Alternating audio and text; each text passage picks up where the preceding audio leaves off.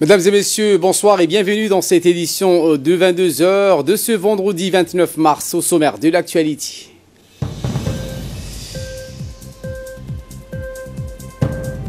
Les gardes-côtes clôturent une série de formations pour des jeunes djiboutiens.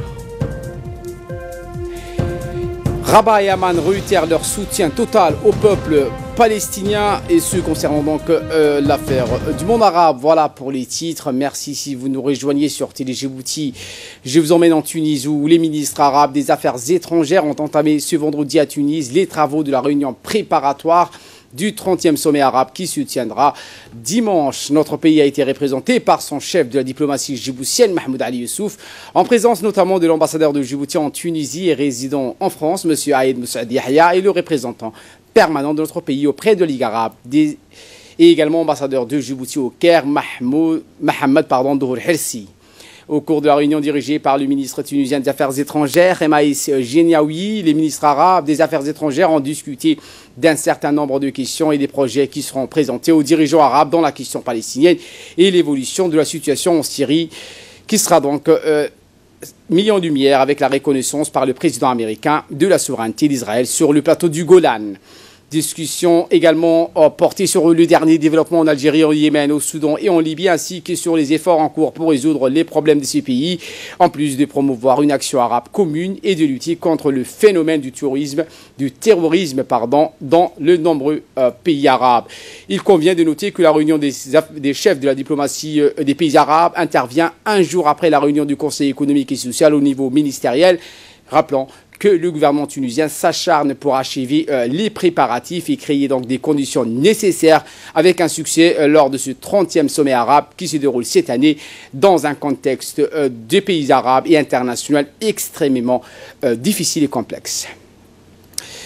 Et cette fois au Maroc, où le ministre de l'économie et des finances chargé de l'industrie, Ilyas Moussa Daoualé, s'est rendu à Marrakech, au Royaume du Maroc, du 20 au 25 mars pour participer à la 52e conférence des ministres africains de l'économie et des finances organisée par la Commission économique pour l'Afrique. La délégation djiboutienne était composée de l'ambassadeur du Djibouti au Royaume du Maroc, Ibrahim Biled Ali, et de l'ambassadeur du Djibouti en Éthiopie auprès de la CEA. Cette conférence annuelle qui rassemble les ministres africains des finances qui contribuent donc à concevoir la politique du continent avec pour thème la politique budgétaire, le commerce et le secteur privé à l'ère du numérique, une stratégie pour l'Afrique. Durant la conférence, le ministre de l'économie et des finances djiboutien, Ilyas Moussa Daoualé, a présidé une table ronde, le forum régional sur les enjeux et les perspectives de l'économie bleue en Afrique, et une session ministérielle portant sur le développement du commerce et du secteur privé à l'ère du numérique. Ilyas Moussa Daoualé, ministre de l'économie et des finances djiboutien, a également rencontré le ministre de l'économie et des finances du Maroc, Mohamed Ben Chaboun, avec lequel nous partageons une coopération dans plusieurs secteurs, notamment financiers, notamment ce qui était agréé. Toujours à Maroc, le ministre de l'économie et des finances et sa délégation ont ensuite entrepris une visite officielle auprès du Royaume du Maroc.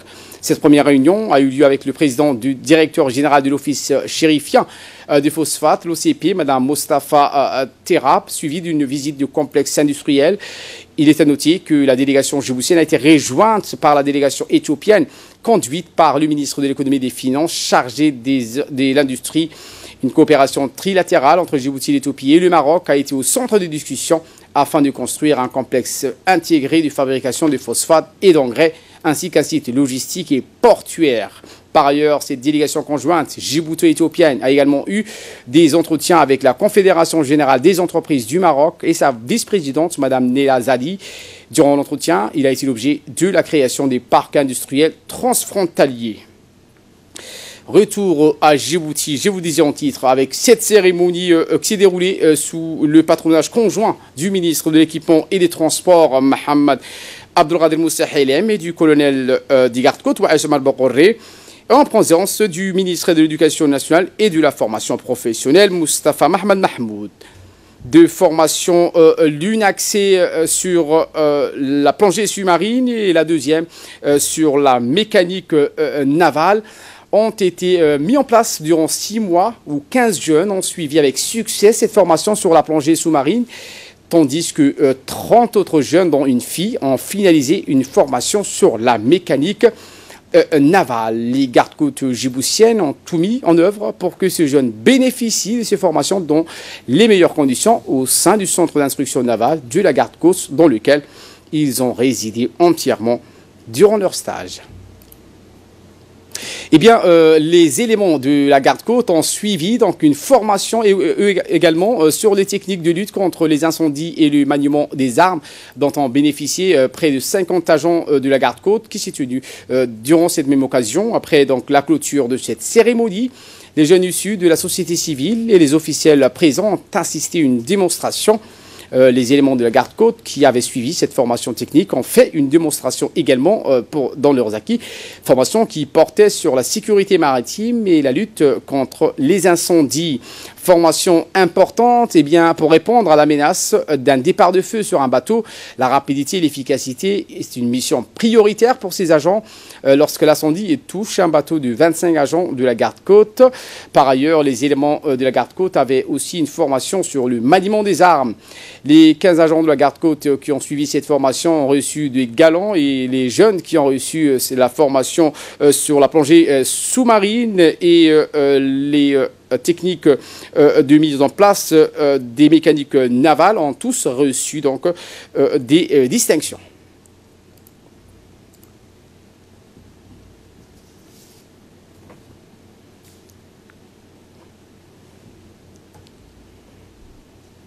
Et dans un mot prononcé, le commandant en chef de la garde-côte, le colonel Waïsam al-Bokoré, donc a tenu à souligner que le principal objectif de ces formations était d'inculquer à ce jeune les connaissances nécessaires pour intégrer le marché du travail. Écoutons.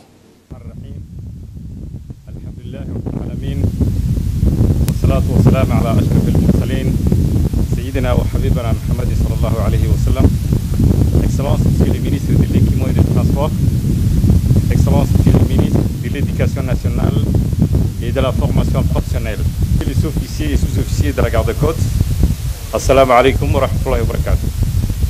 Je tiens à vous remercier d'avoir favorablement répondu à notre invitation et de nous honorer votre présence avec nous ce matin à l'occasion de cette cérémonie de clôture d'une série de formations conduites par la garde-côte djiboutienne.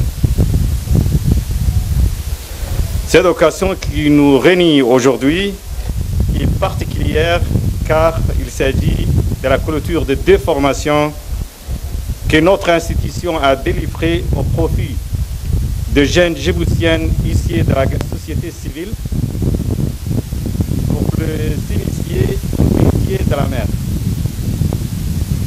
En effet, des jeunes hommes et femmes ont profité de formations dans le domaine de la plongée sous-marine et de la mécanique des bateaux. Cette initiative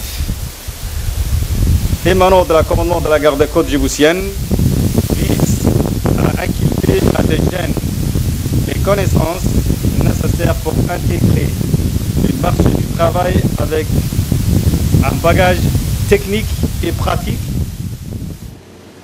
En bref, et en image avec cette réception du ministre des Transports djiboutien, Mohamed Abdelkader Moussa Helem, qui a reçu dans son cabinet le week-end une importante délégation de l'aviation civile de la Ligue arabe. Au cours de leur entrevue, le ministre et la délégation, à leur tête, le directeur général de l'aviation civile, ont pu donc parler de coopération et des formations qui permettra au personnel de l'aviation civile djiboutienne d'acquérir plus d'expérience pour se faire un mémorandum d'entente sur la coopération technique a été parafé sera paraphé dans les prochains jours. Eh bien, cette entrevue a vu la participation du directeur de l'aviation civile, Al-Miss Mahmoud Haïd, qui a pris donc part à la rencontre.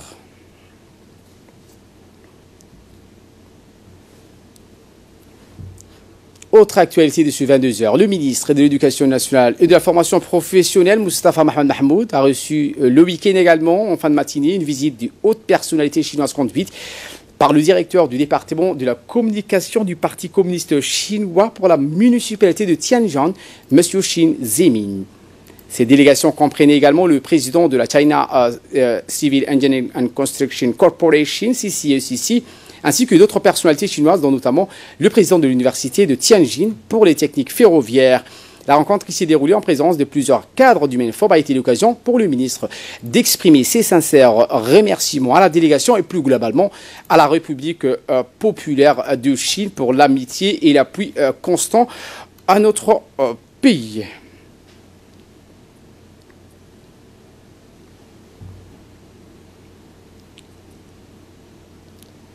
Depuis plusieurs semaines, l'Institut national de santé publique de Djibouti, l'INSPD, poursuit une campagne intensive de pulvérisation spatiale dans la capitale. Il s'agit donc de mener des activités de lutte antivectorielle contre la prolifération des moustiques et des gîtes larvaires afin d'éliminer les risques de transmission du paludisme qui est endémique dans notre pays. Par ailleurs, des équipes d'entomologie et d'agents d'hygiène ont également utilisé le procédé d'épandage qui consiste à répandre au-dessus des eaux stagnantes et dans les fosses septiques des solvants d'insecticides dont l'efficacité est avérée pour éliminer les larves des moustiques. Et voilà qui nous ramène de parler de cette cérémonie de clôture de formation sûreté aéroportuaire, précisément en imagerie, qui s'est tenue le 28 mars dernier dans l'enceinte de l'aéroport international de Djibouti. À cette occasion, 24 personnes, dont 21 gendarmes et 3 douaniers, ont bénéficié de cette formation dispensée par 4 experts de la Transport Security Administration du gouvernement des États-Unis. Cette formation était axée sur l'utilisation et la détection à l'aide des machines de rayons X des objets interdits ou pouvant compromettre la sûreté des passagers. Le haut commandement de la gendarmerie œuvre toujours pour le perfectionnement des gendarmes qui assurent la sûreté aéroportière aux normes internationales.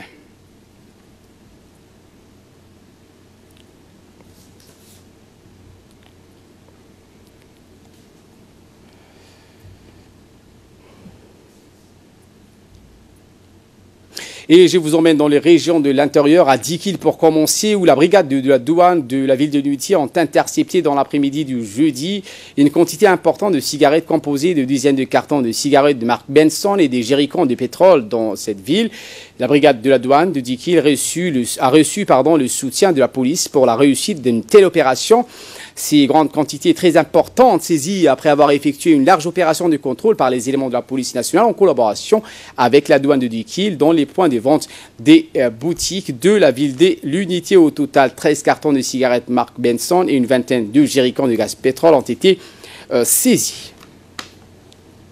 À Ali Sabié, cette fois avec l'équipe nationale de foot djiboutien, où un stage bloqué de la présélection de cette équipe est entré dans une phase intensive où un programme chargé concocté par un technicien franco-djiboutien est mis en œuvre quotidiennement sur le terrain du complexe sportif de Aska. Dans la journée d'hier à midi, les joueurs de la présélection de l'équipe nationale ont eu l'agréable surprise de recevoir la visite du préfet de la région, Mohamed Wabri Assoué, sur le terrain du complexe sportif. Accueilli par le chef de la délégation de la fédération, Ousmane Ahmed Waïs, le président de la Ligue régionale, Djibril Omar, et l'entraîneur national, Julien Mitt, ainsi que par l'ensemble des membres du staff technique et les joueurs. Après avoir salué chaleureusement les uns et les autres, le préfet a encouragé les joueurs à aller de l'avant et de viser loin. Mohamed Wabri Assoué a également salué les techniciens pour leurs efforts. En fin de compte, il a invité les joueurs à travailler d'arrache-pied pour hisser haut les couleurs nationales. Écoutons l'entraîneur de l'équipe nationale, M. Julien Mitt. Tout ça. Voilà. Maintenant, on essaye de tourner la page du passé, de regarder l'avenir avec optimisme. Et le message, ce serait donner le temps à cette équipe. Ils vont y arriver. Ils sont très attentifs, ils sont très disciplinés, ils sont passionnés de football. Et de là, nous passons aux nouvelles du monde. Je vous le disais en titre, Rabat et Amman réitèrent leur soutien total au peuple palestinien pour l'établissement de son État indépendant. Le roi Mohamed VI, président du comité Al-Quds, et le roi Abdallah II bin Hussein de Jordanie, en partant de la solitude permanente qu'ils accordent à la question palestinienne, ont réitéré leur soutien total au peuple palestinien pour le recouvrement de tous ses droits légitimes et l'établissement de son État palestinien indépendant avec comme frontière ceux du 4 juin 67 avec Al-Quds comme capitale sur la base des résolutions internationales pertinentes. Cette initiative de paix arabe est le principe de la solution de deux États.